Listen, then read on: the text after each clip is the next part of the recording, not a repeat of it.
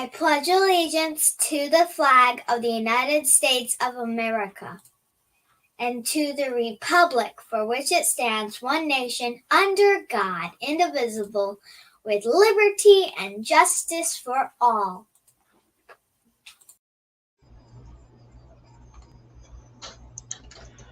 Hello, everyone. I'm Constitutional Attorney Catherine Henry.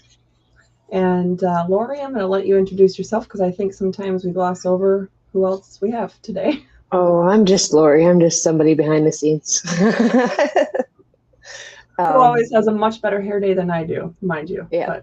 But I need to warn you that I have a bat in the house again. So if I disappear, I'm ducked under the table. And that is Michigan, ladies and gentlemen. Lori is coming to you live from the middle of nowhere, Michigan. Yeah. Beautiful nowhere. Well, and I guess while we're getting some mornings out of the way, I just want to let you guys know if I come across so grumpy or hangry or anything like that, although I might be a little hungry, I'm just really not feeling well because Saturday evening I had a pretty bad jellyfish sting and didn't think it was affecting me all that much, but Mike was doing some research and found out yesterday that some of the symptoms I've been having in the last couple days since then are attributable to the poison from the jellyfish. So I feel like crap, and my back hurts like I'm going into labor, but I'm not pregnant.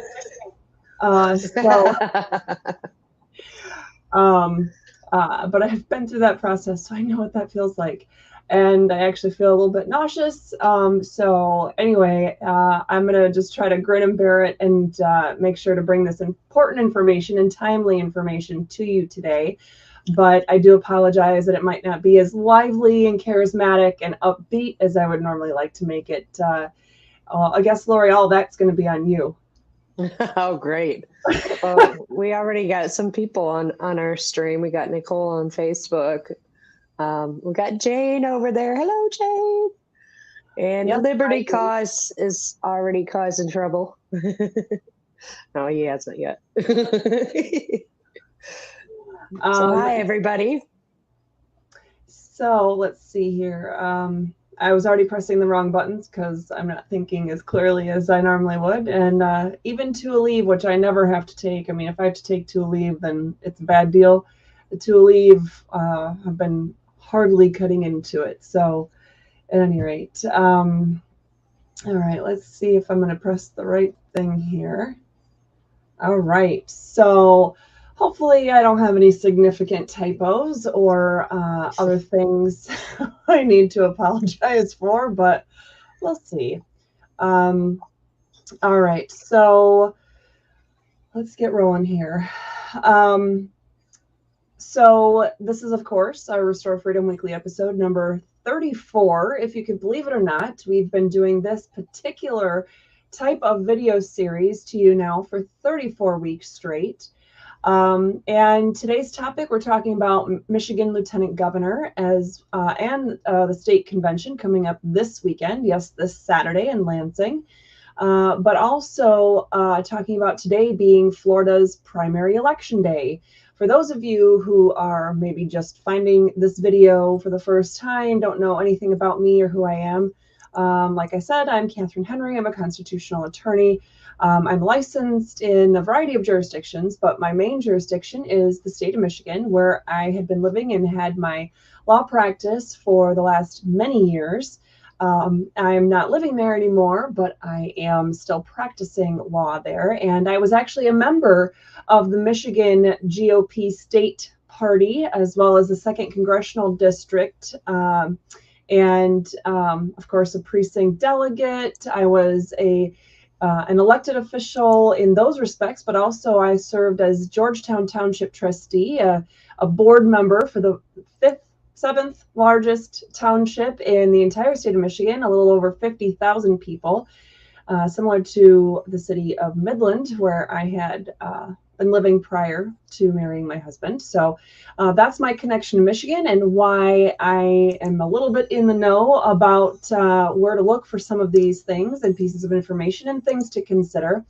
And then also, as far as why I talk about the the Florida primary, well, let's be honest, regardless of my bias towards Michigan and Florida being the places where I was born, Michigan, and raised, Orlando, Florida, and then living for quite a bit of my adult life, Michigan, but now living here until I die, Florida. Besides those biases, Michigan and Florida are definitely, if I can't even think of my words today, but undeniably two of the most important states when it comes to, well, presidential elections, but quite frankly, a lot of other things. I mean, the entire country has been watching, Gretchen Whitmer, your favorite politician, I know, if you're watching this video. But then think about the national attention that, say, DeSantis has been getting, or, this little guy, not really well known, lives in the southern part of Florida, had a tiny little FBI raid recently. Anyway, I think he used to serve as the president of the United States, and if I remember correctly, may have had a different result in that election other than what mass media reported. But anyway, aside from those people living down here and the importance nationwide, that's the why I wanted to focus on these two states, particularly this week. Sometimes we just go into general constitutional topics that apply nationwide, but I wanted to give you guys, even those of you who don't live in Michigan or Florida, I wanted to give you all something to think about, some resources to consider. A lot of times we're told this is just the way that it is. I knew I would end up talking this much if I left my little face tiny. So I'll make it bigger now, and then I can shut up and get back to the slides. But anyway, that's just how it goes. So what I want you to do is think about, don't take somebody's word for it. Even people that you trust, there's a reason why. Don't take somebody's word for it that this is what's required. This is the way it works. This is what we have to do. Because oftentimes, even the people that we trust don't quite realize what, say, the state law says about a particular procedure, or what the Constitution requires, or what the state party convention rules or bylaws or other things like that require. And the reason why that's important is, if you're watching this, I'm guessing that you think the Constitution is important, but I'm also guessing that as a general rule, then you tend to think the rule of law is important. Well, then you need to know what the rules or laws are in any given situation. And just trusting the process or the way that it's always been done, or the people who we normally would just look to for those kinds of answers, we got to stop doing that. We got to look at things ourselves. Am I asking you to just trust my word for it? No, that's why I work on all the slides and things. The reason why we were 7 minutes late going live today. I wanted to get enough of the the citations and the links and the screenshots and whatnot available for you to show you, so you could see exactly what you're looking for, so you don't have to take my word for it, because you shouldn't. You should know where to look yourself, and that is the whole point of why we do this. By the way, hello, Dwayne. I'm way too mentally and physically exhausted right now to figure out how to just give you a hard time yet today. So hopefully you will take it easy on me. But Lori is fair game, so go ahead to tease Lori. Okay, so actually, Jane, that's an important thing that I just saw in your comment 1 minute ago here on YouTube. Jane's comment, in case some of you are watching it on a mobile device or just listening to it and you can't see the tiny words that are on our screen now, but Jane says, I'm not at all happy with our pick for governor, Tudor Dixon and Shane Hernandez for lieutenant governor. It is what it is, though. That's actually the thing, though. It is not what it is, or I'm not sure how to say that. The it is what it is not correct. What appears to be what you're stuck with is not necessarily the case. Now, I'm not talking about Tudor-Dixon. That's a whole nother ballgame. I'm talking about assuming that the conservative pick for governor or the Republican nominee is Tudor-Dixon. We're starting with that assumption. We're going forward from there about what the state law really says, though, about lieutenant governor and those other races. So with that being said, all right. Okay, and I'm glad that, let's see, I'm just going to show this one here. Those delegates, this is a comment from Facebook.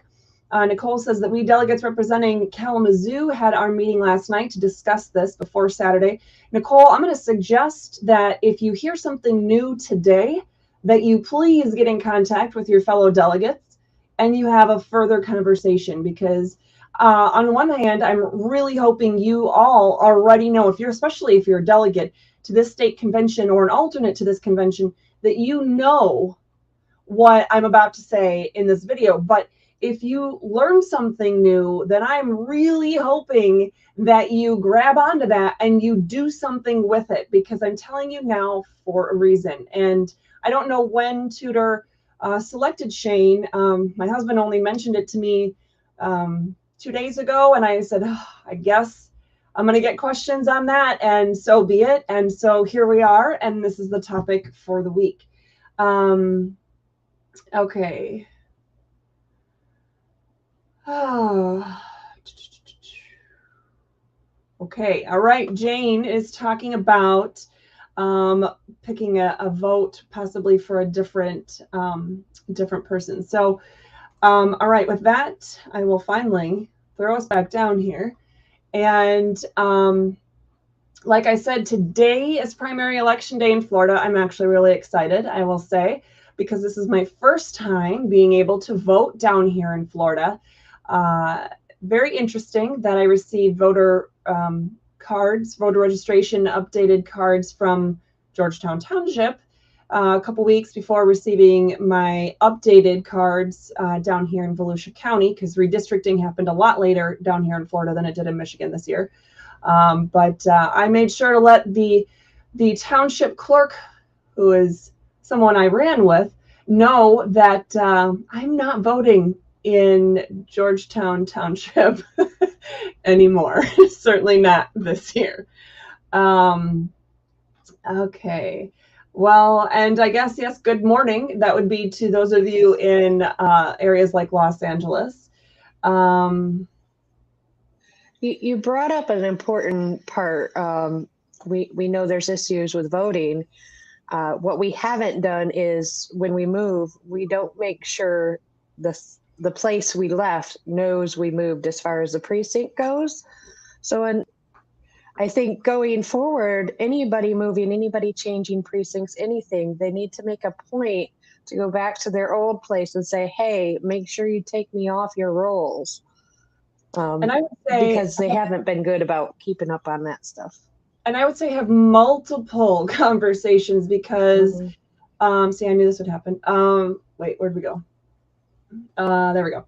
So let's be clear. It's not that I was just a typical voter who was irresponsible about letting my prior jurisdiction know that I wouldn't be voting there. First of all, I was on the township board serving with the township clerk and the township supervisor, superintendent. So they knew that I was moving. They had my new information. So they knew I wasn't voting here anymore. But I also, when we moved down here, before I even had a chance to get a house and register to vote, I actually received information from the township that somebody had taken their own initiative once we sold our house and didn't have a new house yet anywhere. They decided to remove me and my husband from the rolls. I'm like, oh, well, that's nice. I'd fight you on that, except for I actually do intend to move out of the township. But anyway, so not only that, but then sometime later, like in October or something like that, once we were at our new house and fully registered to vote down here, we received something from the actual state of Michigan Elections, Secretary of State, Elections Bureau. At any rate, they were asking basically for confirmation that we were not going to be voting anymore in Michigan elections. And I sent both of those back in. I brought them to the post office myself. And lo and behold, fast forward, what, no, it'd be more than that, like 8 months or so. And voila, I received new voter registration from the state of Michigan again. So the township knew, the state of Michigan knew, gave me written confirmation of such, and yet still seem to keep me on the rolls. So keep that in mind, that you are responsible for making sure your old records are truly, finally closed out, because if not, someone, usually a dead person somewhere that tends to be a Democrat, will vote in your place. And so that's a very important thing. Now, that's not what we're talking about today, but Lori brought up something very important there. So without any further ado, I'm super excited because of where we get to vote today. But anyway, it's a historic landmark. I'm no longer voting in a church. That's the first time in many, many years. Okay, so who really selects the lieutenant governor nominee in Michigan? That's, the main question today. And I threw our true or false. In fact, I'm going to have to move. I'm going to have to skip slides and come back to this one. Lori, don't let me forget this week. And I will make this slideshow available publicly later, but because I do have some links in here that I want you guys to have, and I'm not going to let them stay on the screen too long because, well, the Republican Party didn't make it simple to copy these links. So at any rate, the question is, true or false, the gubernatorial candidate in every state always selects his or her lieutenant governor. Well, when you think about it, okay, well, the president selects the vice president, right? Who's going to run on the ticket with them. If you have anything elsewhere on a smaller scale, you typically have, a slate of people, or perhaps a chair and a vice chair that run together. When I became part of the Michigan state, man, all my words are going today. Thank you, jellyfish. Whatever I'm saying. What was I, Lori? I was delegate. When I was state committee woman, getting to be a state committee woman, I actually didn't think I'd win, but I didn't really run. I was actually just agreeing to be part of a slate of some awesome freedom fighters. And it was my two of my friends, dear friends, Maya Hahn and Rachel Atwood, that talked me into such ridiculousness. And at any rate, that was a slate where Maya was actually going to be the second district vice chair or whatever. I can't remember what the terms are. Had she won that position, had everybody on our slate won, that's what she would have been. So at any rate, so I'm going to skip over this next slide and hopefully remember to come back to it. Okay, so I know that this is going to be hard to see, but that's why we're going to go through it. And some of you might not even be watching. Like I said, you might have a screen too small on your phone, or you might be listening while you're at work, like that super handsome, very sexy Mr. Henry, who was supposed to be joining us every week, but tends to forget.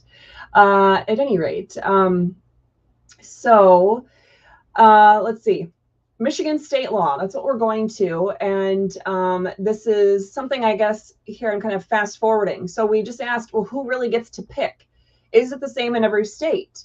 Okay, well, first of all, I'm going to say no, it's not the same in every state. And so we're going to focus or start with Michigan because of, state convention coming up this weekend. And if you look at Michigan election law, MCL 168.72, that is candidates for lieutenant governor, secretary of state, attorney general, nomination at fall state convention. And if you can see my screen, I have no idea why the word state is highlighted yellow. I didn't do a search for the word state, so who knows? At any rate, I didn't have time to try to figure that out and change it, so there you go. But it's a pretty simple statute, 168.72, again, for the state of Michigan, election law. At its fall state convention, each political party may nominate a candidate for each of the offices of lieutenant governor, secretary of state, and attorney general. So nominations are at the fall state convention by state law. Wait a minute, didn't Michigan already have conventions in April where they nominated Secretary of State and Attorney General and others? Interesting. Technically, no, there was a convention, but no, that would have been a spring convention. But there are people that were identified by those there to be the chosen ones that they would like to see on the party ticket going into the November elections. And so without talking about who all of those might be, of course, the two main offices selected were Matt DePerno for Attorney General and Christina Caramo for Secretary of State. But state law says they are not officially nominated yet.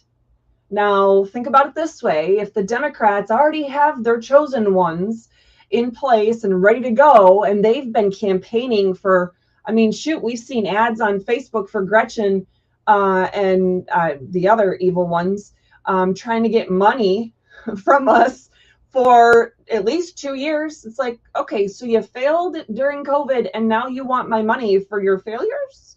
Right. But if they've been campaigning this whole time, it only makes sense that the Republican Party would want to give their candidates even more time. Although, from what I heard, the party funds are not going to be distributed as fairly and abundantly as in prior years with other more establishment candidates. But we'll come back to that. At any rate, so let's see. We have a question. Why do we have delegates if we are all going to hear and if all we are going to hear and see is who the GOP establishment wants as the lieutenant governor? Guilt statements if we have to be unified. What if we don't want more rhinos? Let's leave that comment up unless we see somebody that we really need to, you know, throw on there too. That is actually a very good question. Very good question.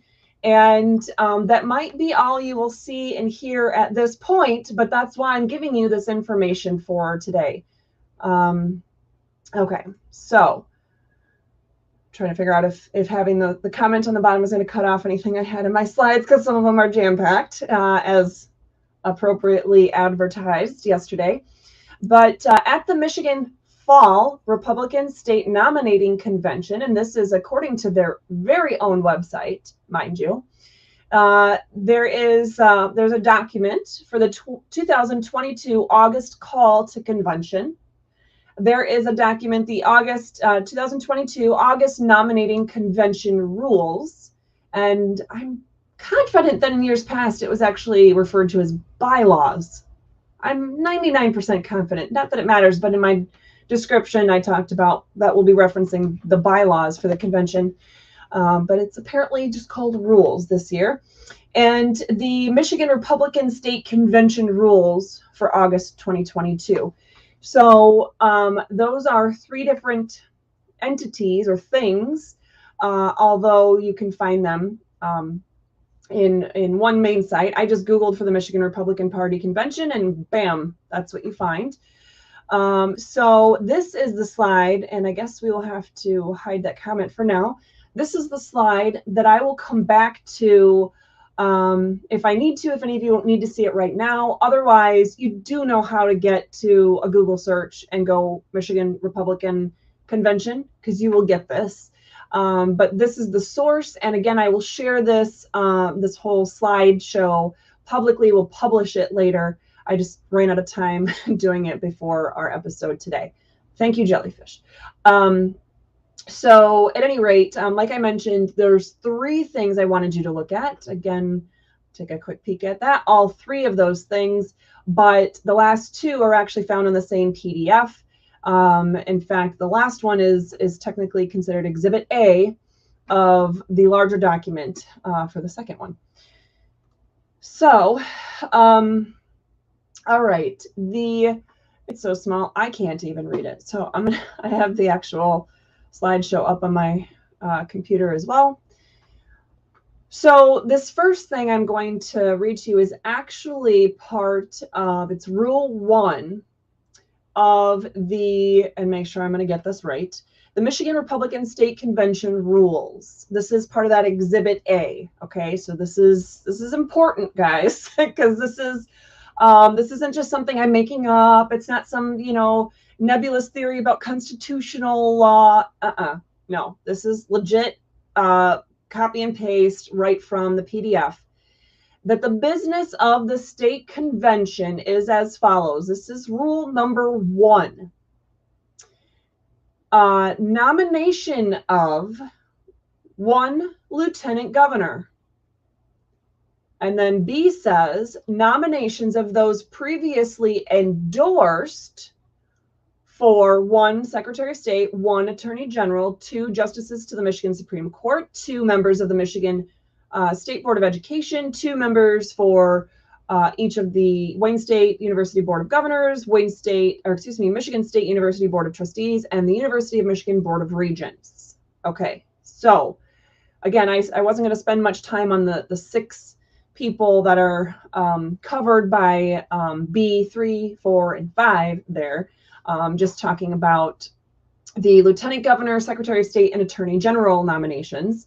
But I find it interesting, this wording. And, well, let me put it this way. State law, I'm not going to bore you with all the details, but state law also refers to doing a call to convention. And so do party rules, party bylaws, like the actual bylaws of the entire organization that they're bound by. Bylaws for the Michigan Republican Party are actually referred to in Michigan state election law as well.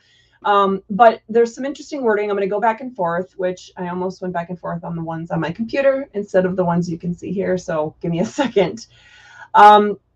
So this is from the call to convention that if you're a delegate, you would have received. The Michigan Republican State Committee directs that the state nominating convention of the delegated representatives of the Republican Party of Michigan shall be held in the city of Lansing, Michigan on Saturday, August 27th at 10 a.m. for the following purposes. The nomination of 1 lieutenant governor, the nomination of 1 AG, 1 Secretary of State, the 2 justices, 2 State Board of Education, and 2 members for each of Wayne State, Michigan State, University of Michigan Board, right? And the transaction of other such business as may properly come before the state nominating convention. Okay, I don't know if you noticed the differences here. And if I was super fancy with computers and I had a bunch of time on my hands, I would have done like a side-by-side comparison, but let's be honest, that ain't happening. So I'm going to go back a slide. And it's talking about here, these are actually the party convention rules. And I will say that if you look at the PDF, the link for that, okay, I'm going to go back a few slides. Hold on. Which is right here. It is actually considered MRP August 2022 nominating convention rules as approved by policy committee on 9/2/21. Amended. Well, I don't know if this means it was amended after they were approved or amended in order to be approved, but at any rate, these are supposedly the official approved rules. And oops, I went one too far. So the actual rules of the convention state that you're going to nominate an LG, and then it's distinct from nominating those that were previously endorsed. In other words, the April convention, those people who won the April convention. So that was really the endorsement convention, and this is the nomination convention. But state law and the party rules and the convention rules all acknowledge and require that nominations have to happen in the fall. So no one is nominated until Saturday, as far as these offices go. No one. Not even my good friend, Christina. Okay. So I found it interesting, though, like I said, if you look at this one, it doesn't say anything about the nomination of those other individuals is basically, a rubber stamp of those who are already endorsed by the April convention. Very interesting. This is the wording of the call to convention. All right. So just, something to have as a side note. The Roberts Rules of Order, newly revised, is adopted for the procedures of the convention for all matters not covered by these rules. For those of you who plan to take any kind of action whatsoever during the convention, please read the entire rule book that we're reading from, but also please be very familiar with Robert's Rules of Order, because I can tell you that establishment doesn't like to follow Robert's rules, and they think they know the Robert's rules, but often they don't. And because this will be in person, they won't be able to pull the garbage like they did to us, say, January, February, whatever, 2nd of 2021. So those were interesting times where they were illegally hosting it all by Zoom, and then shutting off cameras and microphones from people like, me, as well as others, many, many others, because we actually knew the rules, and shutting off cameras because we were one step ahead of them and even had little signs up that said point of order or call to question or a whole bunch of other things to call them on their garbage. So do make sure that you are getting familiar with Robert's Rules of Order. Okay, so is this something? Oops, you took it down already. Okay, so just let me know, cut me off, and correct me, or jump in, I should say, Lori, if there's something I need to. Yeah, I was just sharing that with the world. Okay. I will stay blissfully ignorant then of what was being discussed there.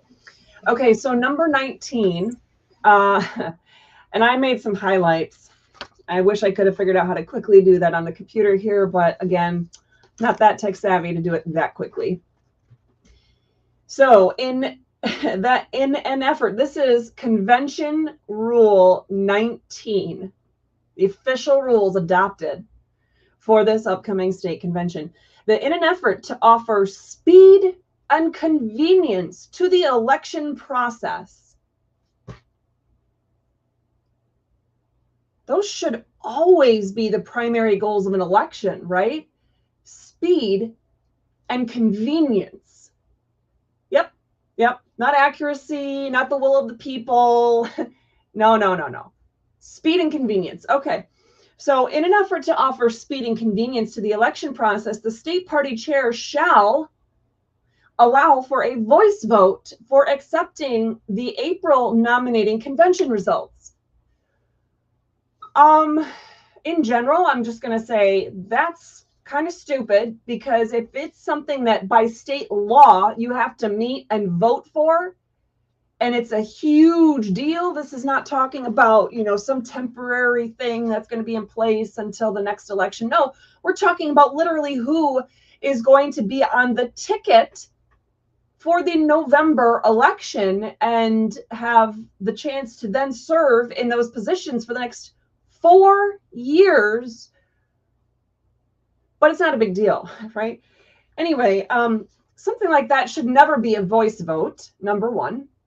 You should have to be on record and have the chance to be on record and have an actual vote, and not just be the person screaming the loudest, because otherwise, quite frankly, that means we're turning into mainstream media and a bunch of spoiled brat liberals screaming on, Facebook and Twitter and everywhere else, right? Why be those people? We're not those people. At any rate, the state party chair shall allow for a voice vote of the April nominating convention results. Again, I have disdain for that, but let's at least put it in this perspective. At least for those results, a convention was already had. That lasted many hours, mind you, because if he's still here, then the you know, those tellers and other terms that they have, basically those who are supervising the actual counting will tell you that it was a long, laborious process. And it wasn't started off to be that way, but enough freedom fighters fought to get the truth in there that they, you know, at any rate, it was something that was fully vetted by actual humans and not Dominion systems. So with that being said, I have a little bit more comfort in having a voice vote for that, although, again, shady to have any kind of true vote be by voice vote. But then to say, as well as for lieutenant governor. Well, wait a minute. This is someone who literally 7 days prior to the convention activities starting, 7 days prior, is just being announced to the world, to the delegates, that he's, you know, supposedly the chosen one, that they're going to voice vote on. On what planet does that seem legit to you? Don't fret, though, because if you continue to read, it says that in the event that the voice vote is unclear, the convention chair shall call for a recorded vote, and the party shall make available proper paper ballots to record each delegate's vote in candidate elections. And then it continues to go on in talking about basically voting in person with paper ballots. So it isn't over at that point, but it is super shady that those individuals that either voted in favor of this or were responsible for putting these into place on this rules document in the first place would even think that voice voting on something as important as these nominations would be acceptable. Lori, I'm assuming just out from Rumble, some Lion Up 3 says, seems like all the SOP and state statutes regarding elections are pointless if someone can still cancel my vote. And I think they brought it up a little bit earlier. I just happened to catch it. I don't know if I missed the context about canceling the vote. Well, I'm thinking that maybe they're feeling, I don't know. Hopefully they'll speak up and be more clear. But I think a lot of people are to reword your question or your statement so we can appropriately respond to it, because I don't want to read into something that's not there. So yeah. And that was who? Somebody on Rumble. Lion Up 3 on Rumble, yeah. Okay, so well, you have 3 in your username, so I mean, right there, you got to be an awesome person. So yeah. And I'm not quite sure what Kathy's question is on Facebook, but if you have something that you are asking to be clarified, then please, by all means, let us know. Okay. There's a lot on this screen. I'm going to blow it up the best I can on here. This is from Rule 21. Okay, and there is a section at the beginning.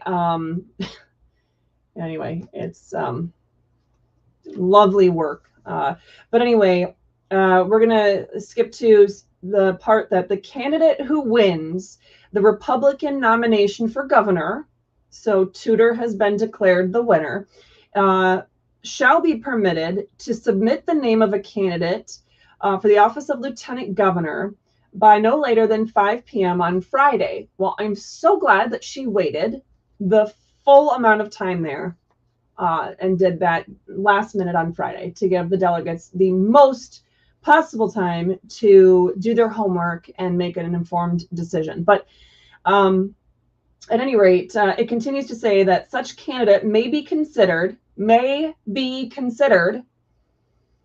for nomination of the office of lieutenant governor. It doesn't say that is the only person that would be considered. It doesn't say that it's the only person that should be considered, but such candidate may be considered for nomination of the office of lieutenant governor.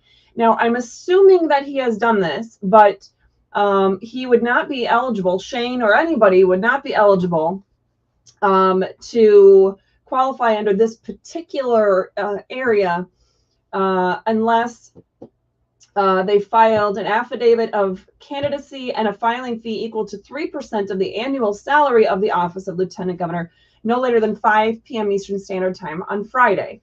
Now that is for this particular candidate. Okay, so in the event that the submitted Lieutenant Governor candidate does not receive an affirmative vote from the convention floor, the candidate for governor, so tutor, shall have the choice to address the convention for 3 minutes or resubmit the same lieutenant governor candidate for reconsideration per this subsection, or submit a new candidate for consideration per this subsection.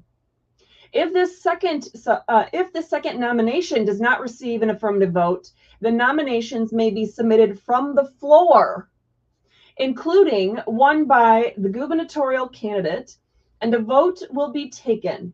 So she has 3 cracks at having her choice for LG, but that does not mean her pick or her first pick is the final say.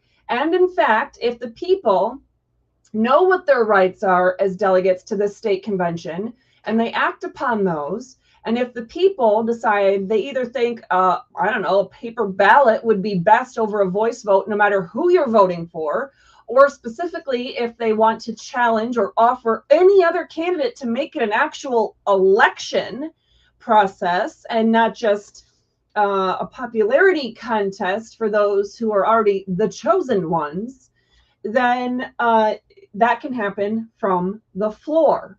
So, and if that does happen, it says that at this point, the convention candidate receiving the majority of the total votes shall be declared elected by this convention. So in this election for LG nominee for the Republican ticket in Michigan for the governor's race in 2022, it's important that we understand what the rules actually say, what state law actually requires, and we haven't even touched on what the Constitution requires yet, but you better believe we will. Now, some additional things. I found this quite concerning. This is actually rule number 27. I couldn't fit it all because it was actually part on two pieces of paper in this PDF. But number 27 of these same rules, that the business of this convention shall be as follows. Number 1 is the call to order, then the invocation. And then it continues with what you see here on the screen, the Pledge of Allegiance, National Anthem. Did they do the call? Oh, call to order.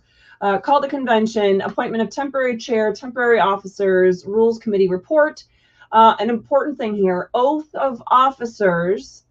Oath of office to officers, issues committee report, then a few other things here, the approval of lieutenant governor, nomination of the endorsed candidates, in announcements and adjournment. What I find interesting is number 1, you see here, nomination of endorsed candidates. Again, they are acknowledging that these still have to be elected, these positions, including the AG and Secretary of State, have to legally still be nominated and elected this Saturday in order to make it on the November ballot in the state of Michigan. Number 2, though, so although we just talked about, they're recognizing that even the people that already have been endorsed by a full convention a few months ago are still to be legally nominated. They have now chosen to soften the wording of this convention business agenda to say that it is approval of the lieutenant governor. Nowhere in the state law does it talk about just approving of somebody else's choice for lieutenant governor. The word approval is not in that statute anywhere. It's an election. And this is not a play on words, and this is not something that should be taken lightly, because I don't care what party you're in. I don't care if you're conservative or liberal. I don't care, what your personal philosophies are. we have a constitution for a reason. We have a rule of law for a reason. And if we're not going to follow the rule of law and just make up whatever we want willy-nilly for the, what was the wording? Speed and convenience of this election process, then what is the point at all? That may be the answer to that person's question on Rumble about not having their vote count. How does your vote count if your vote is merely by voice shouting in a room where you're just told to approve of someone you just heard about less than a week prior? They actually clarified, and they were talking about sending back the change of address with your precinct, making sure that your name's off your Georgetown Township precinct. But that is, I think you're covering something really important with how they're using words to kind of trick you into going along versus saying, wait a minute, that's not who I think is right. Sorry, I saw the question from Stephanie on YouTube about the first part of 21 there. So she is saying, she's asking about, does Rule 21 basically mean that only the lieutenant governor is someone that could be challenged? And that is not the case at all. I didn't, quite frankly, go into, let me see, all the particulars. What I can tell you is if you go back to, I don't know if I had 19 on here. Okay. If you go back to Rule 19, it talks about that the state party chair shall allow for a voice vote of the April nominating convention results as well as for lieutenant governor. And in the event the voice vote is unclear, the convention shall do a recorded vote, yada, yada, and it goes, you know, on and on. So, Stephanie, the answer to what you're saying is no, it's not just the LG that could be challenged. Now, I'm not saying you should challenge Christina or Matt or whomever. What I'm saying is by state law, they can be challenged because they're not elected. Nothing is permanent. They are simply endorsed at this point. Endorsed, I don't know exactly by whom, because there's other rules and state laws that the party has put in place about that. But regardless, if anybody wanted to challenge any of those people that were previously endorsed by the April convention in Michigan, they can.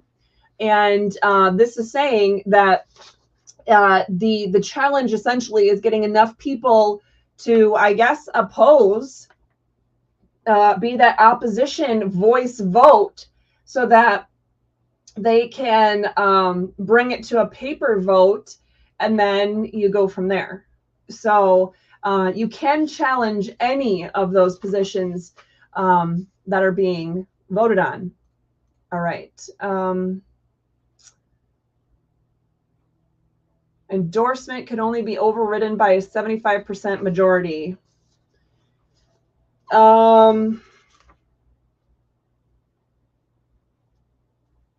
me see.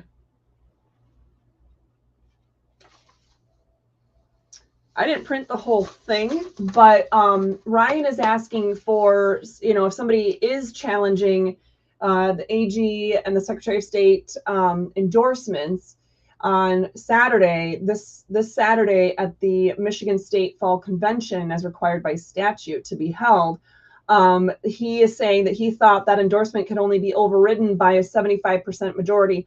I'm not seeing that here, but I would say I don't think that would be accurate at all to say that that could even be the case, because that is presuming that somebody has essentially already been officially chosen, which by law they have not.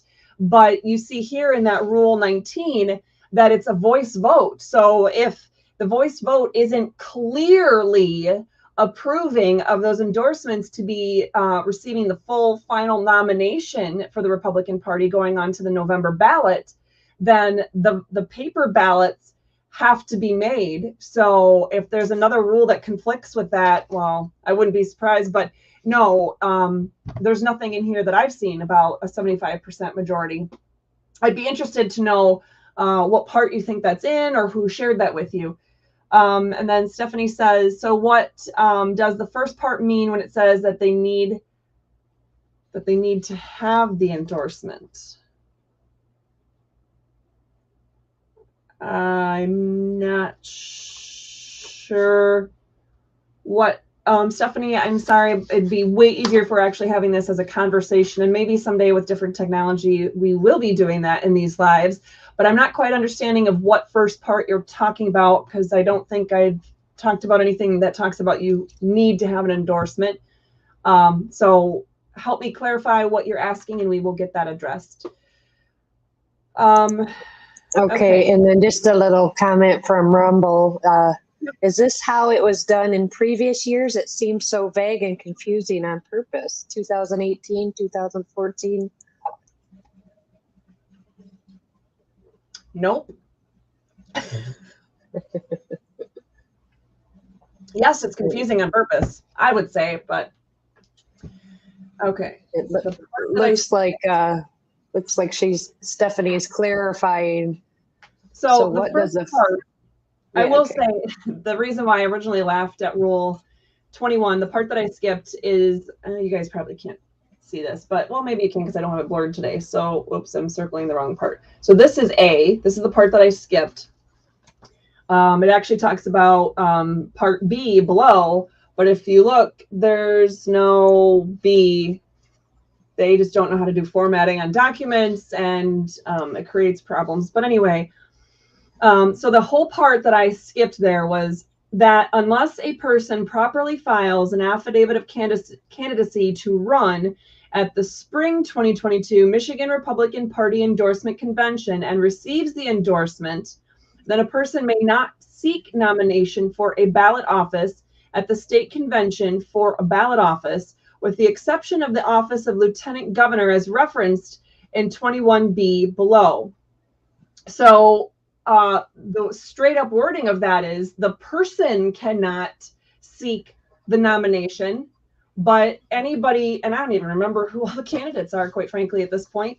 I want to say Christina's the other candidate in that race, primarily, well, maybe Cindy Berry and maybe Bola Fave. I don't even remember. It's been a long year.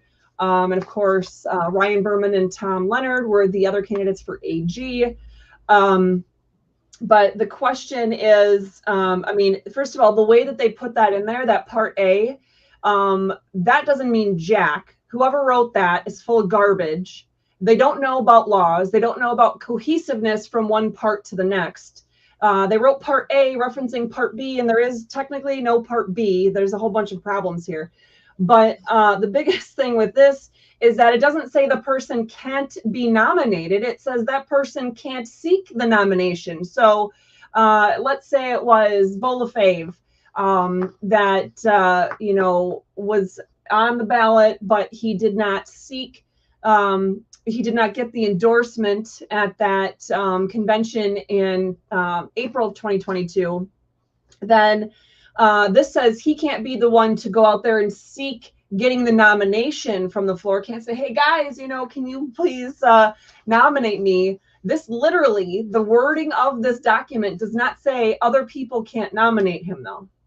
Quite frankly, it could be with that, it really doesn't mean a whole lot of anything, because you don't even have to have been a candidate that was considered at that spring convention in order to be somebody who is nominated in this procedure under rule number 21. So to keep it really simple, let's say, since Stephanie's kind of been asking some of these great questions, let's say Stephanie's there and somebody nominates her. That she could potentially, under this procedure, under Rule 21, or was it, is that where it starts? Yes. No. The first thing that would have to happen, which is for rule number 19, is that the voice vote would have to be unclear. That's the first thing that has to happen. So if somebody wanted to nominate Stephanie for LG or Secretary of State or anything that's being considered here, at this convention, then enough people have to physically make their voices heard so that the voice vote is, quote, unclear. Then it would go to a paper vote. And that's where the procedure for identifying the candidates come into play. But it doesn't have to be someone that is, that was considered in the spring endorsement convention, and it doesn't have to be someone that was selected at that convention that wins. Those are just the people that are being ushered in, I guess. And like I said, to the degree of having the full blown out convention as far as process goes, it makes sense to give those candidates more time to fight against the appropriate candidates in the general election. But I'm just talking about what the state law procedures are. Okay, so Dwayne, I assume he was talking to me, said, I think you said those who were previously endorsed must be considered. Yes, those are the people that are going to be, let's see, what was the wording exactly here? For the speed and convenience of this election process, the state party chair shall allow for a voice vote for the acceptance of April nominating convention results. So those are the people that have to be considered, because I don't know how they're going to do it, but it could very well be Ron gets up there and says, those in favor of nominating those selected for endorsement at the spring convention say aye. And then, he says, oh, okay, those against say nay. And then, and then he goes, oh, yep, okay, so we got Christina and Matt and, all the others that are now considered nominated from the Republican Party, and it could be all of a 10-second deal. Depends on how he does it. But they have to be considered, but you don't have to have been endorsed in the spring convention in order to be considered, as long as the voice vote is unclear when he presents them for approval, essentially. Okay, more on Rumble. Lineup 3 says, also, are the delegates who voted in the spring the same delegates this Saturday? Well, delegates are selected by state rule and party rule. I'm just trying to think here real quick. Where I can't even think. County. Well, I know we have delegates that voted in the August primary. Are they seated right away? So there's a county convention. I don't know when that was, if that already happened. Usually, trying to remember now.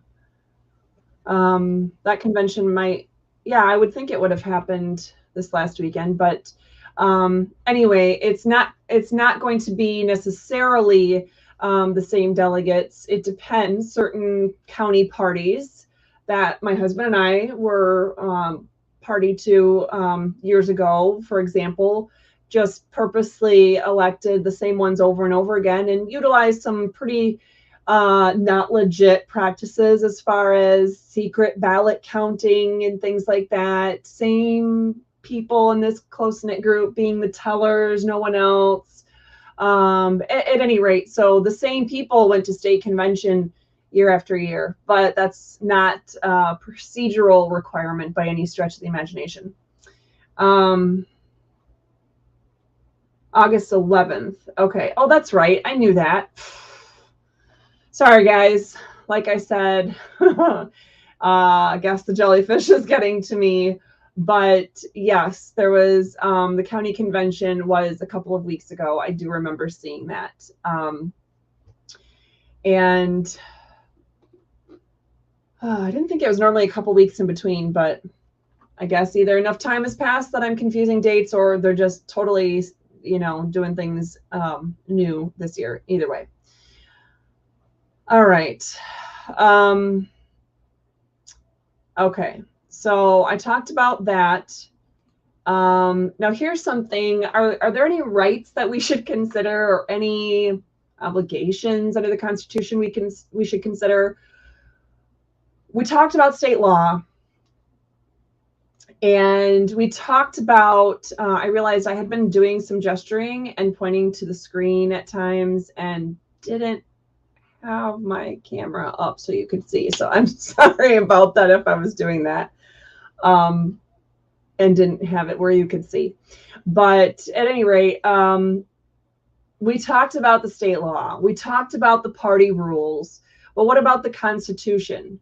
I mean, generally, does any of this procedure and voice voting crap and all that, does that seem legit? I mean, does it seem like something we should do in our country, especially with the election problems that we've been known to have? Let me put it this way. Does the hair on the back of your neck stand up when you hear words like, in an effort to offer speed and convenience to the election process? What? It bothers me. Okay. I mean, my kids are there. Some of my adult kids are there. My mom is there. My dad is there. My father-in-law is there. My grandmother, my aunts, nieces and nephews. I mean, you name it. I've got loved ones. I've got friends. They're there in Michigan right now. And well, I'm still a licensed attorney. I'm still sworn to inform the people.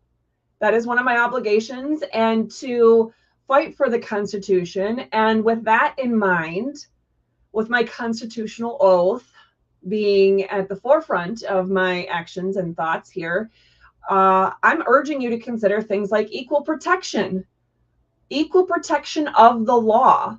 It's not just applicable in situations where you're like a criminal defendant and the law is being not equally applied, enforced against some people and not others. I mean, that's one area of cases that are talked about, but really, the original basis of equal protection of the law means that any procedures there are meant to put into place a mechanism so that everyone is treated equally under the law and has full access to everything they're supposed to in this form of government that we have. Equal protection, of course, I have those parts on our screen there. Due process. Speed and convenience to the election process does not sound like due process to me. That sounds like speed and convenience. That sounds like impatient toddlers. Republican form of government, and perhaps the most important part, that it's supposed to be a government of we the people. And I didn't put this on there, I should have, but of course, the Michigan State Constitution, Article 1, Section 1, all political power is inherent in the people. If it's a Republican form of government guaranteed by Article 4, Section 4 of the U.S. Constitution, and all political power is inherent in the people, not the political parties, pursuant to Article 1, Section 1 of the Michigan State Constitution, then shouldn't the people be the ones that are actually selecting the people that are going to represent them? That is, after all, what a Republican form of government is. It's not where we have political parties or the political elite or attorneys or judges that just do all the selecting and the choosing and the whatever for us. No, a Republican form of government is where we maintain the control. We have the sovereignty. We have the power in the whole aspect of government. We are the ones that are supposed to select people that are representing us. It's not supposed to be this next layer and this next layer and this next layer. It's not. So there really shouldn't be nominating conventions. Today, for example, the way state of Florida does it, and I'm not saying this is the best way to do it, but a different way to consider it, I actually registered as a Republican, and because of that, I will have a Republican ballot. Now, it's a little bit different in the primary in Michigan. If you cross over, you don't register as one or the other. You can vote all the way down on the Republican side in different offices, or the Democrat side, or, well, those are the two that get a Republican or get a primary ballot in August in Michigan. But you can't cross over and vote for one person in one race as a Republican and then vote for somebody else as a Democrat in another race on a primary ballot. You can't do that in a primary election in Michigan. In Florida, you just have a ballot that has all of your Republican candidates right on the ballot. So there's no crossing over. And you, I do believe there's actually nonpartisan elections on there. I'm not quite sure if that's true because that doesn't make any sense, but I'm fairly confident. I don't have my ballot here. At any rate, so it's not people that are chosen for us. It is just the full list of people. Now, again, I haven't seen the whole procedures and policies and how all that works and all the races. So there could be stuff I'm missing in the state of Florida. But I could tell you this is what is required by the U.S. Constitution, no matter what state you live in.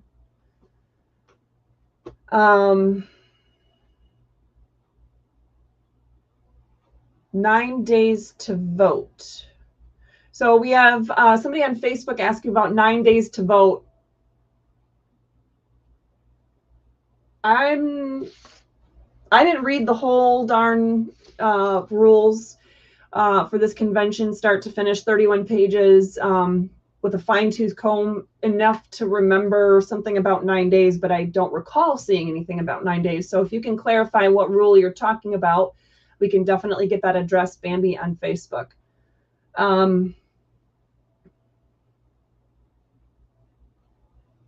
Okay.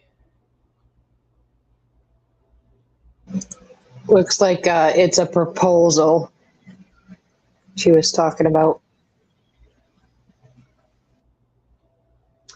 And just clarification that Deborah, I don't know, Deborah on Facebook, I don't know if I wasn't clear, but what I was saying is that in Michigan, that is how it's done in Michigan, is you can't cross over in a primary election and vote for a candidate in one party and then vote for a candidate in a different party somewhere else on the ballot. You can't do that. But what I was saying is different is that in Florida, you don't get, I mean, I'm registered as a Republican. I'm not going to receive the Democrat ballot at all. It's a different ballot down here. That's why I was saying it's different. And Dwayne, oh, I love this. Let's put that on there. And then Bambi is, without it being a whole, let me just, Bambi is saying, read the whole thing, perhaps read the whole thing before I react in any way. I'd like a whole sentence, because when you have partial sentences, it doesn't allow me to really understand exactly what you're getting at there. But Dwayne says, if it takes 24 hours to get it right, I'm okay with that. The convention is not about the parties. Exactly. So let me see here if I've gone through. Oh, one more little slide I wanted to, well, two technically.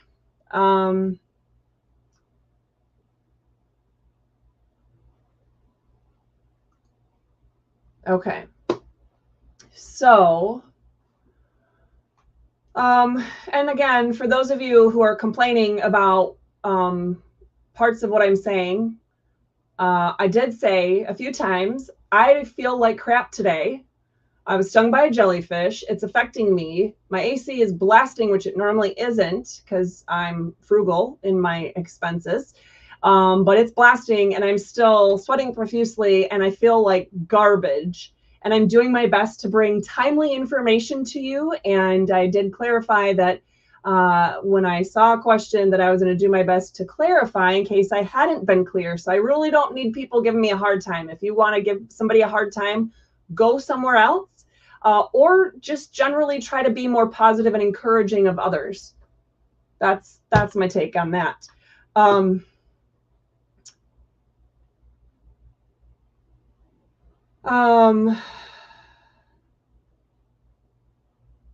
Okay. Do I do this? Lori, are you reading my mind? Probably not, maybe. Okay, I'm going to wait to see if maybe Dwayne's going to jump in on the comment before I do. So I'm going to wait. Dwayne, jump in on that comment. You know which one I'm talking about. Okay, so this slide, though, let's bring this up. It's not me that's important here. I do like to, by the way, try to make me as big as possible when I'm speaking when I can. For those of you who are like me and read lips, if I could only have my mouth portion blown up so those of you who read lips can see my lips and those of you who read can see the document, I would do that, but I'm not that talented either to mess with the tech. So with that being said, this last one, why is this important at a county not a county, at a party convention? Why is this important? Why is any of this? And I'm going to back up because we kind of talked about a couple things. Why is this? Why are these constitutional aspects that we talked about, or even at the very beginning when we talked about, let's see, where was it here? Michigan state law. Why is any of that important when we're talking about a state party convention? Well, because of the constitutional oath of office. And for those of you who maybe forgot, it refers to it here, and this was, I think, rule number 27. It's talking about the order of business. And so part of the way down there, oath of office to officers. And quite frankly, it should be oath of office by officers, not to the officers, because the officers, in order to serve in that role, must take an oath to support the U.S. and Michigan constitutions. That is something that is required by state law, by federal law, etc. So all of those parts that we talked about, equal protection under the law, due process, Republican form of government, political power being inherent in the people, people actually, individuals being elected at a fall convention, those are all put into place by the rule of law. And those individuals that are serving as tellers, that are serving as state party chairs or convention chairs or as secretaries or any other role, they have to take that constitutional oath of office. They're bound to follow that rule of law. They can't just toss it aside for speed and convenience. And terms like this that talk about preferring speed and convenience in this election process, those obviously come secondary to state law, and they come obviously secondary to the Michigan Constitution and to the U.S. Constitution. And if you're forgetting why that might be, I encourage you to look at Article 6 of the U.S. Constitution, the Supremacy Clause, namely.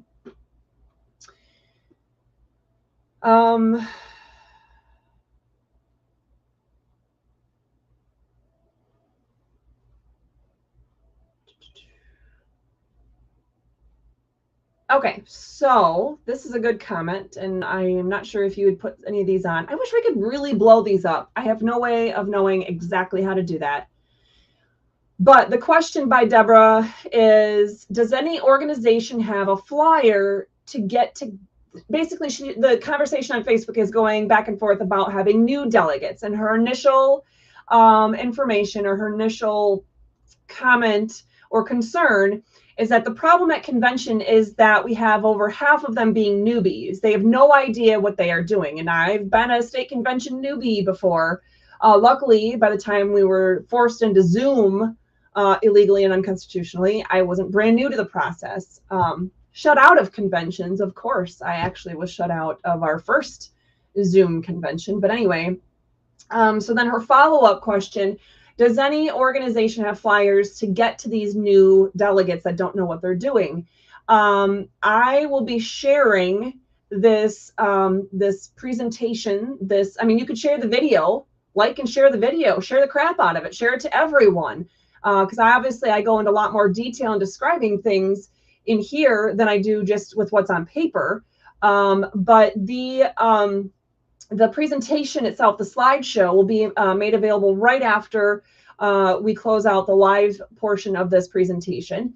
I will make it published essentially, and we'll share it on all of our social media. Normally we don't quite go through all that length after one of these shows. We'll share it afterwards in the newsletter and whatnot. But the newsletter, actually, I could throw it in the newsletter for week 33 because we didn't send that one out yet. Totally Lori's fault. Or wait, no, Mike's fault. It's totally Mike's fault. Yeah, I was gonna say it's always Mike's fault, and it's his fault for not being here today to defend himself. So, yeah, exactly. Who knows if he's even listening? I mean, he better be texting me, blowing up my phone. Yeah, I'm listening, I promise. But anyway, if I don't get a text from you, Mike, then I'll know you weren't listening. But anyway, and don't forget to look up that congressman candidate that we wanted to double check today. You know who I'm talking about. Okay, just when I thought we had our decisions made about who we wanted to support in the primaries down here today, we learned something last night as we were falling asleep in bed that we're like, we should check on that. So with this being said, yes, Deborah, I don't know about any other organizations, specifically to state convention, but again, the presentation, the slideshow that I'm sharing with you has the links to the state convention documents that we're talking about, and of course the state laws and things like that. So hopefully it's something. Oh, okay. I didn't get a text, but my husband is apparently listening through YouTube right now. Thanks, babe. There's supposed to be an apostrophe in there, but of course I'm going to say that just to tease you. Because clearly he was just hammering that out with his thumbs as quickly as he could just to let me know. Yeah. Thanks, babe.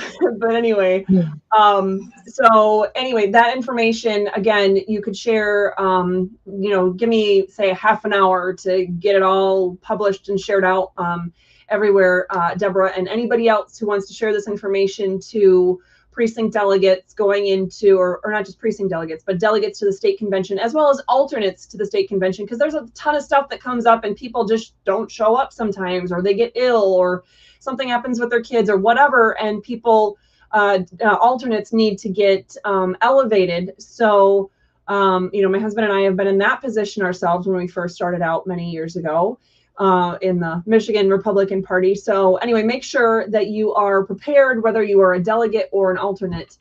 And yes, I did hear there's a question about somebody saw something about Trump endorsing Hernandez. Does anyone know if that is true?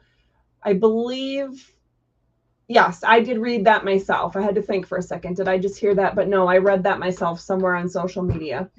I think Tudor shared that on her Facebook, I believe. I would know. I don't follow Tudor on Facebook. I don't follow her either, but somebody shared that, and so I mean, it's coming from.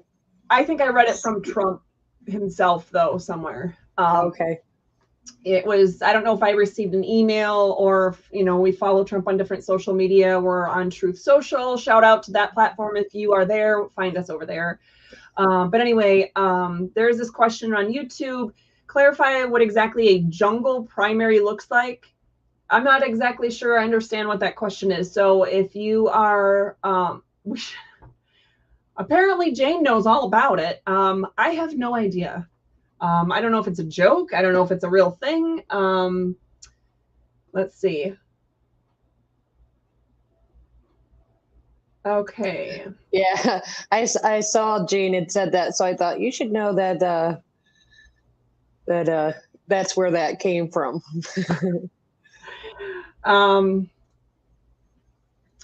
Dwayne, Pick on Mike should have a happy face, not a sad face. We've been together for 11 years now. I've raised his children. I've given birth to some of his children. I'm allowed to pick on him. It's okay. I still love him most of the time. So, let's see. Oh, so there's a question I did not know, and I don't know if this is true. I'm assuming it's true for the purpose of the question. Ralph Rebrandt, who was one of the individuals running for the governor's position in the state of Michigan on the Republican ticket, filed and paid the fee for the lieutenant governor position, the requirements we talked about earlier. And the question is, so then would he be included in the first 2 rounds of voting?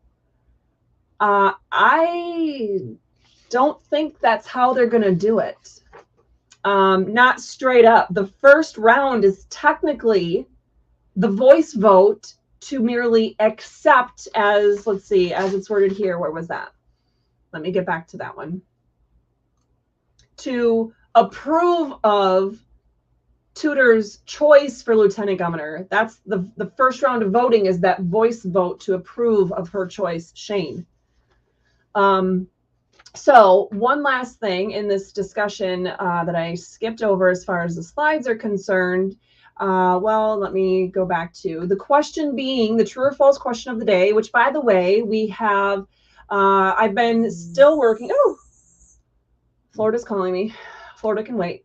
I have the, I'm still working through our new website. I'm doing the coding. I'm figuring out CSS coding and HTML and Java in certain parts, I guess. All kinds of fun stuff that creating apps with APIs and all kinds of, secret keys and tokens and things I didn't know existed, bots, you name it. So hang in there with me. It's also part of the reason why I didn't have as, full of a presentation for you today as I would have liked in some of these respects.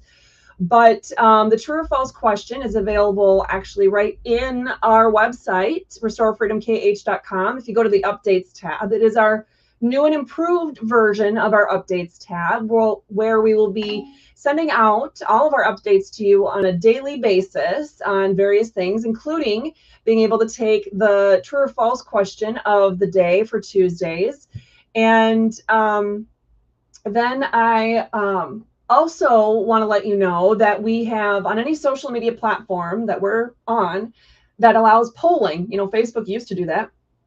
We will continue to provide the polls, our true or false polls on those. I want to say, Lori, correct me if I'm wrong, you said it earlier really great, but there's a new one called Band that apparently has over 400 million people subscribed to it. We just joined it basically today. So, join us over on Band, download that app, B-A-N-D. It's a green little bee. But anyway, we'll be doing polls on there, on Twitter, on YouTube, our YouTube community, on Telegram, on Truth Social. Lori, did I miss one? You're muted, Lori. I was saying really important stuff. I lagged out a little bit. I didn't catch all the ones you said. I said Truth Social, Telegram, Band, Twitter, YouTube, Facebook. LinkedIn. No, we don't do it on Facebook. Oh, the actual polls. Yeah. Oh, yep. I think you're right. Now Okay, I'm making so myself. So she came up with the answers really easy earlier while we were talking. So at any rate, yes, those are where we do the polls, and we'll continue to do the polls. An actual poll, if you like something, to do that. Now, if you don't have social media, I don't know exactly how you might be watching this video, but if you don't have social media and you want to participate in our true or false polls, that's why I'm integrating those right into our website as well. You don't have to have any kind of social media you don't have to log in order to take the poll. You can just answer the poll and have the fun of watching that. So at any rate, please make sure to check us out there. And of course, the answers on any platform where we post the actual poll, the answers will be posted around 10 p.m. every Tuesday.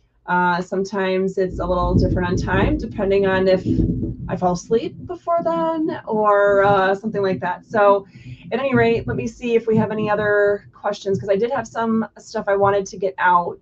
Let's see.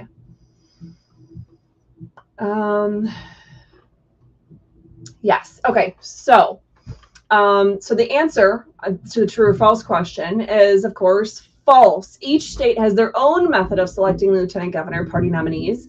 In Michigan, for example, MCL 168.72, which is state law, requires that the lieutenant governor nominees would be selected at the fall party convention, thus voted by the state party convention delegates. And yes, I shamelessly threw in #knowledge, because knowledge is power. But before I leave you for today, it's already a very long episode, but what I wanted to share with you is this.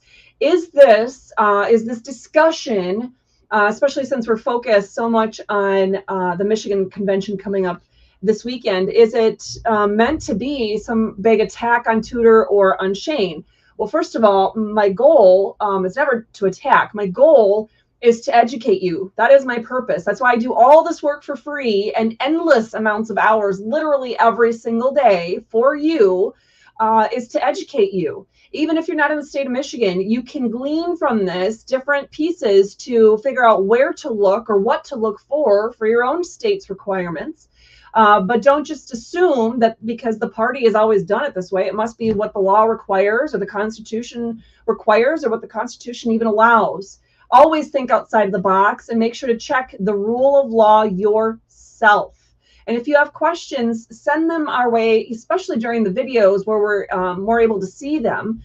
We don't always have a chance to go back and follow up on comments and questions that are posted later on or on general posts, because quite frankly, there's tens of thousands of comments and questions, texts and emails and things that come through. So we do our best, but here is best. So let's see. With that being said, getting back to, is the point of this to, trash talk Tudor or Shane? Now, I don't know Tudor. I really don't. My personal opinion is that Ryan would have been the best chance for Michigan to fight back, quite frankly, for our country to come back from all this evil. But we know that Michigan and Florida are two of the most important states in terms of leading the country politically. But at any rate, Ryan was not announced as the winner and is not challenging it as far as I know. So this isn't against Tudor. I think Ryan and Garrett, though, of all the people, the 5 that were on that ballot a couple weeks ago, 3 weeks ago in Michigan for that governor's race, of all 5 that were on that ballot, Ryan and Garrett were the only 2 from the beginning, April and, March and April of 2020, that all the way through 2020 were leading the charge in some way. Now, obviously, I think that Ryan's lead in leading the charge was more authentic and effective for a variety of reasons. But regardless, it's undeniable that Ryan and Garrett were both there leading the people of Michigan to fight back against what the government was doing. And the other 3 were not. And I'm sorry, but that means something. Especially if somebody like Tudor was in the limelight. She has a career, or at least a past career, in media, in movies, in whatever. She's not new to being out in social media or in the media in general. Where was she in leading the charge for freedom? Why step up only now? But that's not what today's about. That's just my personal thoughts. I honestly didn't even plan to say that. So fast forward through all that if you ever listen to this again. But is this an attack then on her choice, Shane? Well, as far as her picking the choice, that's technically how the rules are set out. If I were her, I would have had that choice already selected and given that information to the people. But quite frankly, I would say, hey, I have this choice, but it needs to truly be by state, by requirements of all the kinds that we've talked about today. It needs to be the people, it needs to be the delegates at the very least who are making this selection. So although this is the person whom I think would be best, and here is why, I think the delegates need to make that selection. That's what I think she should do. Now, she did not do that. But at any rate, this isn't a personal attack against Shane. Quite frankly, I've considered Shane, although don't get me wrong, we're not besties or anything, but I've known Shane for several years, and I would consider Shane a friend. If I walked up to him at if I was in Michigan this weekend at the convention and I saw him after the convention or before, and I'd say, hey, I'd give him a hug, say hi, how you doing? Want to know how things are going for him. I've known his staffers, things like that, some of whom have been friends of mine. So, I'm not saying he's a bad person. I think he's a good person. I mean, again, I don't know him extremely well. I haven't been next door neighbors with him for 10 years or something like that. But from what I know of him, he's a good person. From what I know of him, he's extremely intelligent. But here is something I want you to consider. How many of you, and I'm hoping at least one person on each platform is going to essentially raise their hand. How many of you remember the videos that I got started with doing videos in 2020? I was doing videos about the court cases. I was doing videos about the EOs. I was doing videos about state laws. I was doing videos about the bills that were being pushed by the Republican-led legislature. And quite frankly, some of you might remember that although, let's see, what was my name? Okay, so the governor at the time was being called that woman in the press, because that's what Trump was calling Whitmer back then, that woman from Michigan. He wouldn't even say her name, right? Well, some lovely Republican legislators disagreed with my take on following the Constitution and following the law and the fact that we, the people, have control and authority over the government, not the other way around, and started calling me the woman. And I was being called the woman in Michigan. And I was like, sweet, she's that woman, but I'm the woman. At any rate, that's the conversations, that's the videos that I was talking about, where I was actually being personally attacked, where my legal credentials were being questioned.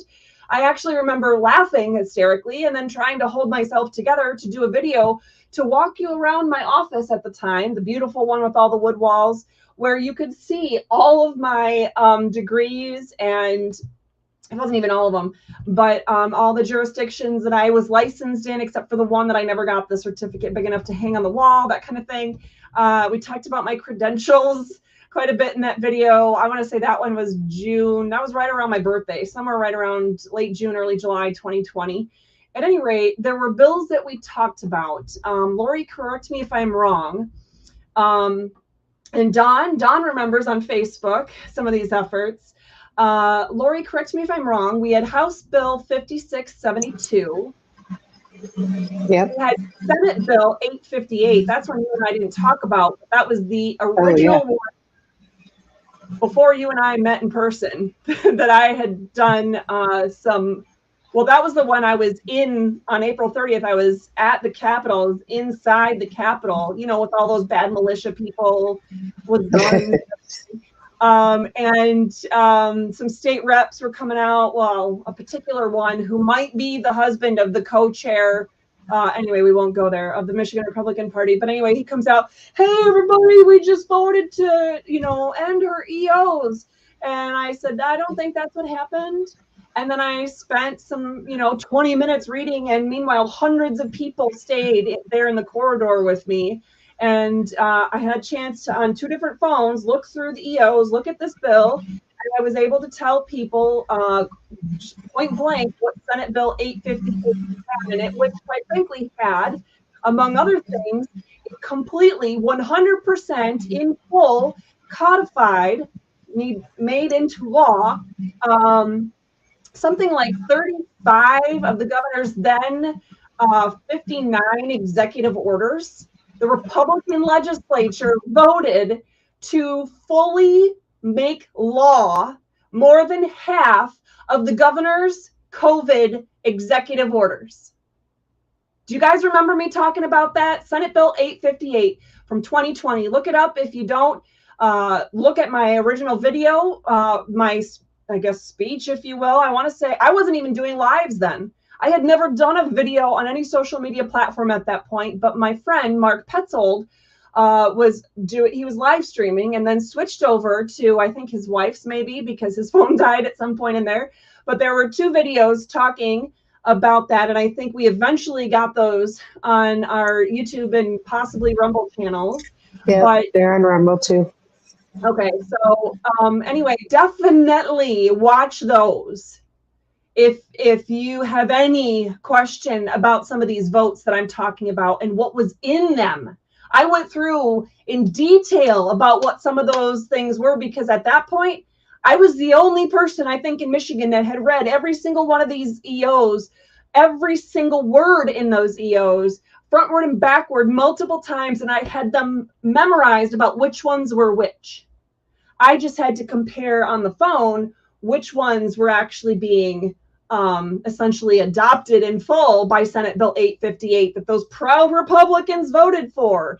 Now, what are some of the other, okay, see, yes, Dwayne stood next to me on April 30th inside the Capitol. If you have pictures, Dwayne, can you send those to me? If any of you have pictures of me from any of the Liberty events throughout the years, I literally don't have very many. So I would love it if you would send those to me. If you text me, if you know me, if you email me at our contact at restoredfreedomkh.com. If you don't have my number, you can text them to our office number, 616-303-0033. I'd love to have those photos, even if it's just me and you at an event. There's a great picture I have of me and Bonnie Esther, I think is how she goes on Facebook. But anyway, it's Luke Meerman's sister after the Allegan, or during the Allegan event that none other than Ryan Kelly put together in October of 2020. At any rate, yes, I don't think we met Dwayne until about 3 or 4 weeks later. I think that is when we met. At any rate, so Senate Bill 858, House Bill 5672, House Bill 6032. Lori, am I right so far on those? Yeah, there was also 6030, 6031, and 6101. They were all tied together. That package, yeah. Yep. The video, if you're looking for the videos, I don't know if Lori, if you have a chance to add those in the description here or not, but at any rate, I'm going to ask you guys to double check some of those videos. Is it going to take your time? Yes. Fast forward, the bills sucked. They tried to take away our rights. I don't remember, quite frankly, now which one was which. I'd have to refresh my recollection on those, but we were talking about bills where they were voting to, I want to say the 6032 was the package where they were saying, well, we're going to change the health code so that you can't go to work. You will be in violation of state law if you go to work, if you have any of the symptoms of COVID-19, which include any of the symptoms of the flu, which also include any, some of the symptoms of the common cold. And we went through, according to the University of Michigan, a liberal university, their medical team, which is world renowned. And I want to say it was, what's that one in Minnesota? Help me out, Lori. What's the? I don't know. medical center that people go to? It's in Rochester. The Mayo Clinic? Mayo, yes, Mayo. And then the CDC. Those were the references, or those were the sources that I was using that day in that video. So it's not like I was just making up stuff off the top of my head. But we talked about those bills, that package of bills, that they were all, I want to say that 6032 is one that 109 maybe state reps voted in favor of putting those provisions into place. And I want to say 2 were absent, but nobody voted against it, Republican or Democrat. 5672, I want to say that's the one that was microchipping and allowing for microchipping. Maybe I'm wrong on that. Maybe it's a different bill that I did a video on. But again, these are videos I've done before and did many hours of explanation. So it's available to you if you hadn't heard these things before. But hopefully I'm just refreshing your memory on these. But anyway, I want to say it was House Bill 5672. And all of the Republican leaders were, actually, it was Republicans that drafted the bill and were pushing the bill, sponsoring the bill, and voting for the bill. And the only two people to vote against that were State Rep Steve Johnson and State Rep Bo LaFave. And I actually initially was like, yes, I knew Steve Johnson was awesome. And Bo LaFave, I wasn't sure, but yeah. And then I found out that their publicly posted reasons for turning down those bills or voting against them was because there was a provision in there that basically limited employers to a certain degree. And so they believed that employers should be able to microchip employees whenever they feel like it, because that's part of capitalism. What? And all the rest, all the other Republicans, except for those two, voted in favor of being able to microchip human beings so long as there's a court order saying that it must be done. Because judges have a right to microchip you? Are you kidding me? So let's see, that Senate Bill 858. Yeah, so those are the three ones I wanted to bring to your attention. I mean, those are huge. We talked about many other bills and new pieces of legislation throughout the years. There's some other ones I wanted to review before the video today, and I did not have a chance to do that. But every single Republican is in favor of those crazy kinds of policies. And I say every single Republican. Let me be clear, those bills that we were talking about just now were from 2020. So every single Republican who was in office as a state rep or senator in 2020 in Michigan was in favor of those three things. Now, I will say, caveat, the Senate Bill 858 might have had some opposition in the Senate, but again, Mike Shirkey, who was the Senate Majority Leader at the time, purposely waited until all of us went home before he reconvened and had Senate come back into session that night. So I had to hear it, on my phone instead of being there in person. Not that I was allowed in by Lee Chatfield into the House session that day, but that's another story. Okay, so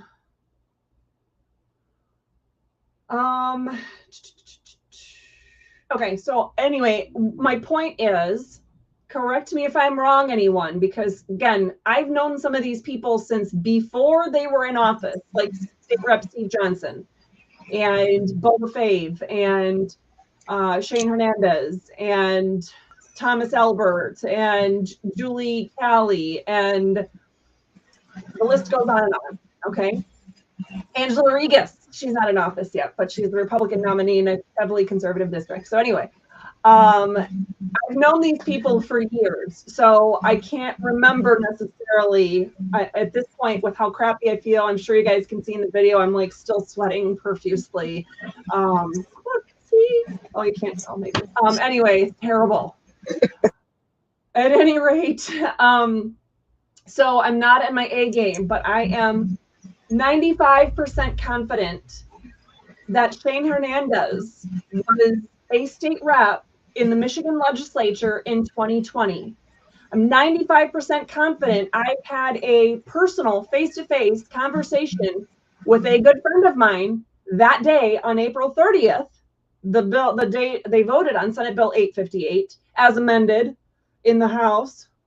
Anyway, and that personal good friend of mine was State Representative Shane Hernandez's staffer. I don't know what his exact title was, but he was a staffer and traveled with him that day. And so Shane and I, pretty sure that was Shane, pretty sure I'm not losing it. Shane and I saw each other, and Shane knew what I was there opposing. And Shane continued to support some of those things. Now, even if those were the only 3 bad votes he did, I just felt the obligation to remind you. Now, you do with that information what you will. I know nothing about Rolf Rebrandt. I know nothing about any of the other choices you might be considering if you are considering voting for somebody else at the state convention this weekend for the position of LG. What I am advocating vehemently for is for you to vote by voice no to everything that they try to do by voice vote. Doesn't matter what it is. Vote it down. Get an actual vote. A legitimate, indisputable, on paper ballot, as it would be, with tellers like my friend Dwayne and others, who will be actual real people, not machines, counting these votes. So turn down, I'm even asking you to voice vote down my friend Christina Caramo. Not because I think you should vote against her on paper, but because I think the process needs to be legitimate and not to offer speed and convenience to the election process.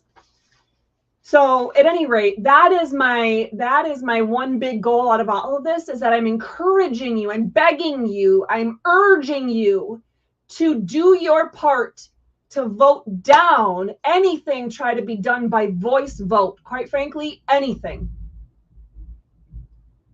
And then have your voice be heard after you've done your own research, you've done your own homework, you know who you want in those positions.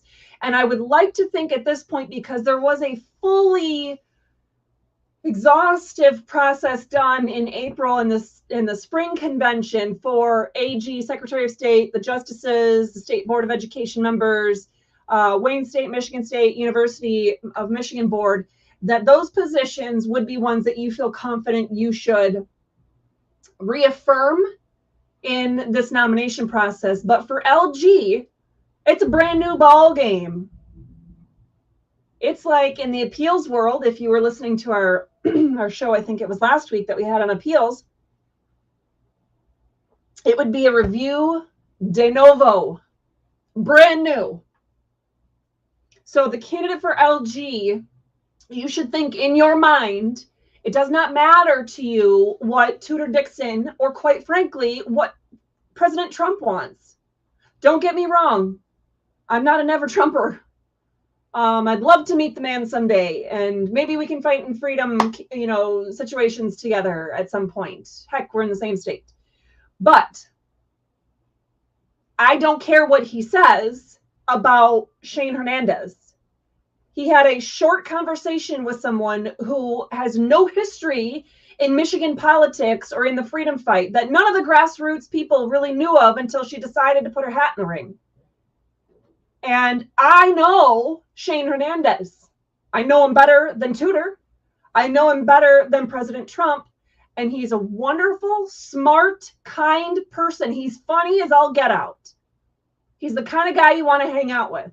But what you need to know is his record, and as a state rep, how he voted on Senate Bill 858 from 2020, House Bill 5672 from 2020, and House Bill 6032 and the rest of the package in 2020. Okay, so I'm sorry, I gotta share this. I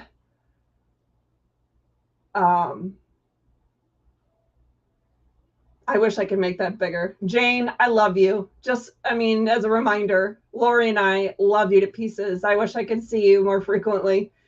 Jane says, I'm sorry. If you try to microchip me, we're going to dance. Any of you who might not know Jane, she doesn't mean dance. This woman is heavily armed every day of the week, including Sunday. And the only thing I think she loves more than her ability to have these firearms and her personal freedoms is her Lord and Savior, Jesus Christ. So, Lori, what do you think? Does that sum up Jane? Lori's texting Jane, I bet, right now. No, sorry, I forgot I muted myself. Yes, sums up, but we could probably go for hours on her. Well, and again, Stephanie, I'm going to put Stephanie's comment up here. Stephanie, let me be clear. And maybe you and I just see the issue differently. I'm not saying we should oppose I don't have reasons at this stage to oppose any of the people who got the endorsement out of the spring convention. What I'm saying is that the process is illegal, it's unconstitutional, it's not legit in any way, shape, or form, and it denies people of those rights that we were talking about earlier. So the process sucks. So everybody should do a voice vote of no for any of the things that are voice voted. And as soon as it goes to paper, then I think you should, because of how the process was essentially fully vetted and it took a long time earlier and the candidates, whatever, that people should then, my opinion is, people should vote to approve of the candidates that were already endorsed, like Christina and Matt, etc. Endorsed by the party, not Trump. That's not who we're talking about. So at any rate, so Stephanie, if you have a, I'd be curious if you and I agree on that aspect, or if you're thinking, nope, I'm okay with the speed and convenience of elections and I think we should just voice vote, whatever. I'd be curious to know what your thoughts are on that. And it's okay if we have differing opinions. I'm curious to know.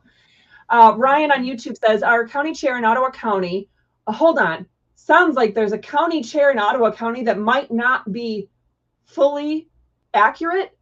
No, that would never happen.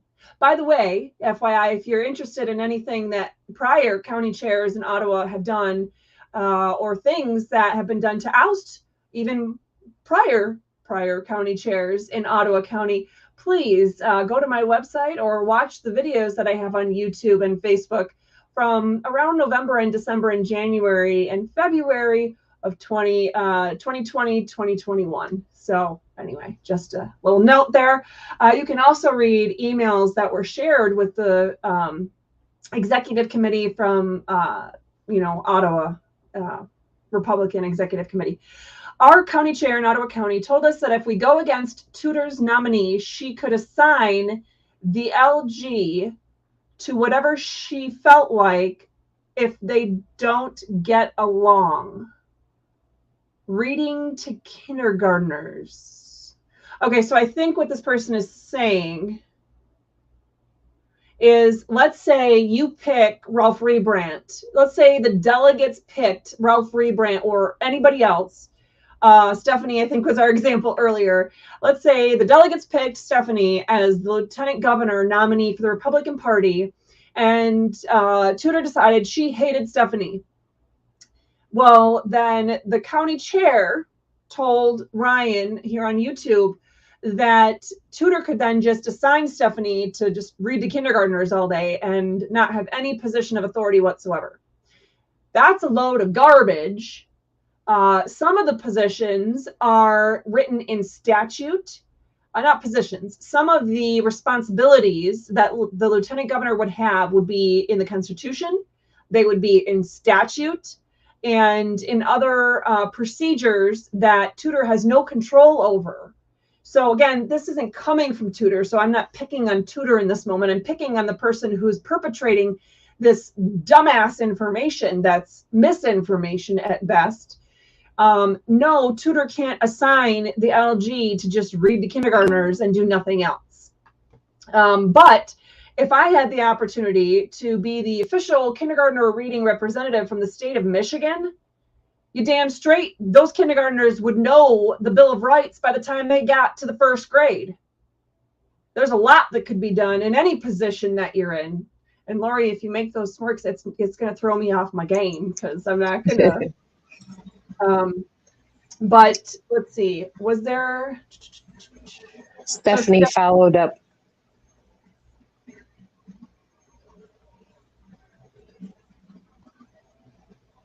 No, a no vote on endorsed candidates will turn this process into a circus and a lot of confusion, contention, and chaos. Okay, so Stephanie's talking about voice votes are not against the rules. You're right, Stephanie. They're not against the rules. They're against state law. They're against the Constitution, even more so. So you're right, though. They're not against the party rules. But at any rate, that's Stephanie was doing me the kind favor of responding to my inquiry about what our disparate points of conversation were. And then Stephanie's concern is that if there's a no vote, a voice vote for no on endorsed candidates, it will turn the whole process into a circus. There'd be a lot of confusion.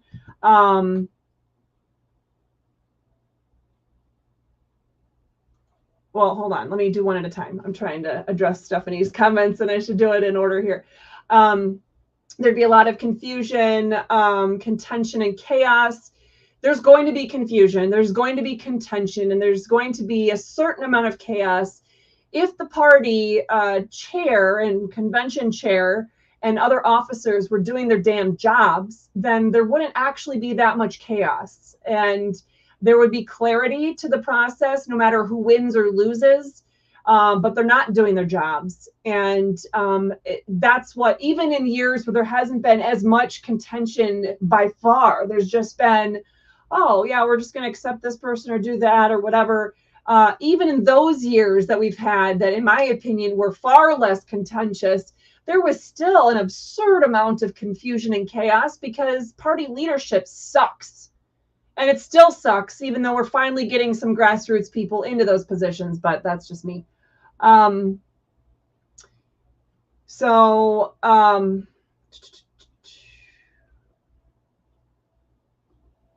Anyway, I don't remember where the other one was, so I'm just going to go with this.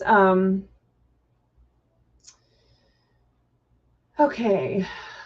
I think you were talking about state laws says ballot. That was a question right after. Possibly. I thought there was something else we needed to cover, but I don't remember. And at this point, I'm a hot mess, literally, physically a hot mess. I probably need to go lay down. So, because I need to be able to vote, and I could just go vote right now, but because I'm not contagious, jellyfish bites or stings are not contagious. And Mike only got stung on his little tiny toe. I got my whole damn leg stung. I mean, come on. Where's karma in that? Although, as Christopher Toma, I think, or no, it wasn't him. Somebody else on Facebook I saw wrote yesterday or the day before something about karma is not of God. And I joke and talk about karma a lot, but that is correct. Karma itself is not of God. So at any rate, I also really don't want things to go badly for my husband ever, because that's just not the way to handle things as a worldview as Christians, right? But certainly not for the man that I live with and love. So Dwayne, it was a pleasure to have you on board with us today for this wild ride, and I look forward to hearing some reports. In fact, maybe you want to come on next Tuesday to talk about what happened at the convention on Saturday, or any of the things before or after convention to update people. That would be great. You and or anybody else that you think would be someone good to make some reporting. In fact, I think I know of someone that we could ask to do that. I'm sure, Laura, you and I might be envisioning the same person if we think about that. Someone also not afraid to get on camera. But anyway, so I thank you very much to all of you who I thank you to all of you who have joined us today, been participating in the discussion. Whether you agree with me or not, great. But the more you can hear about the Constitution, that is my ultimate goal. So I look forward to seeing some results from today's primary election in the state of Florida. I hope that my chosen candidates win, and I hope to hear some good results from the Michigan Republican Fall Convention that is happening this coming Saturday. And make sure to go vote on our True or False Tuesday poll. And of course, come back tomorrow for our Wednesday Way to Get Involved challenge and our Thursday Constitution segment recap, which, if I'm still feeling crappy, might very well just be me sharing the presentation slide. And of course, on Friday, we will have our Freedom Fighting Tools Saturday, a Restore Freedom Goodie of the Week, and Sunday, our Biblical Insight. And I look forward to seeing you on additional social media platforms as I continue to figure out coding and whatnot on our new website and can integrate a lot more. That was lightning. That's interesting. So thank you so much to all of you. Please make sure to hit the like button and share. Hit that subscribe button as well if you're watching us on YouTube or any of the other social media platforms where you can subscribe. And one last note to leave you with. I do have my normal cross that's on my necklace here, but if you happen to have been eyeing my beautiful necklace here and thought you would want one yourself, I would suggest to you that you cannot get an exact replica of this one made by the none other stunning, amazing Miss Emma Henry. But in case you don't know, I live on donations. All the work I do is for free for we the people, and I can't afford to keep her in any kind of extracurriculars at this point. My husband is not a billionaire either, and I still have a lot of student loans, and we have 4 kids, et cetera, et cetera. So at any rate, she has decided she loves gymnastics down here, but at $90 a month or so, we simply can't afford it. But she has said she would be more than willing to make necklaces of different color groups.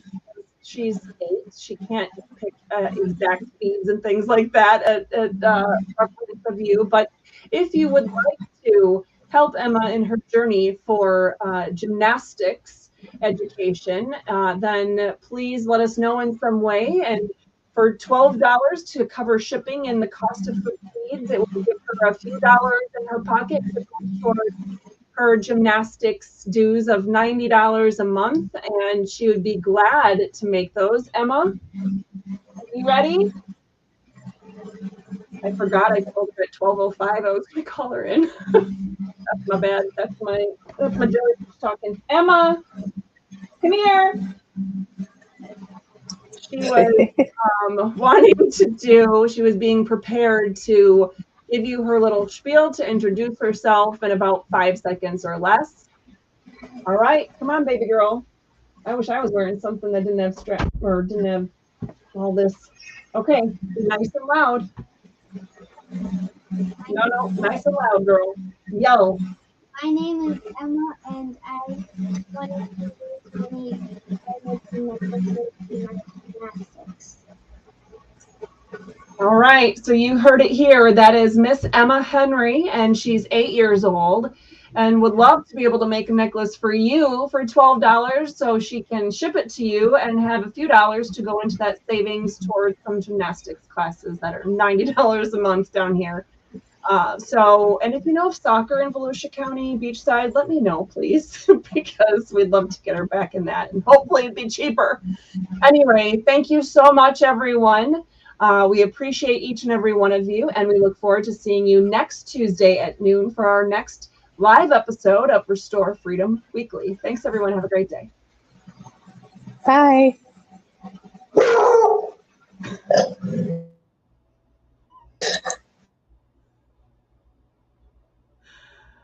Snuffy has to say goodbye.